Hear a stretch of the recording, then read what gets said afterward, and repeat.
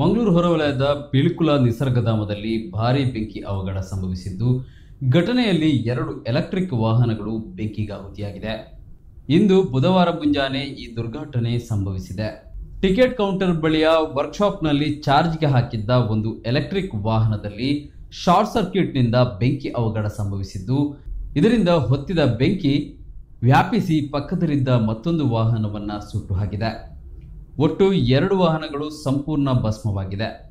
Parking ಸ್ಥಳದಲ್ಲಿ 10ಕ್ಕೂ ಅಧಿಕ electrical ವಾಹನಗಳಿದ್ದರೂ ಅದೃಷ್ಟವಶಾತ್ ಭಾರೀ ದೊಡ್ಡ ಅನಾಹುತ ತಪ್ಪಿದೆ. 2 ವಾಹನಗಳು ಹೊತ್ತಿ ಉರಿಯುತ್ತಿದ್ದರೂ ಅಗ್ನಿಶಾಮಕ ದಳ ಕ್ಲಪ್ತ ಸಮಯಕ್ಕೆ ಸ್ಥಳಕ್ಕೆ ಆಗಮಿಸಿರಲಿಲ್ಲ ಎಂಬ ಆರೋಪ ಕೂಡ ಕೇಳಿಬಂದಿದೆ. ಈ ಹಿನ್ನೆಲೆಯಲ್ಲಿ ಪಿಲಿಕುಳದ ಸಿಬ್ಬಂದಿಗಳೇ ಧಾವಿಸಿ ಬಂದು ಬೆಂಕಿ ನಂದಿಸುವ ಕಾರ್ಯ ನಡೆಸಿದರು.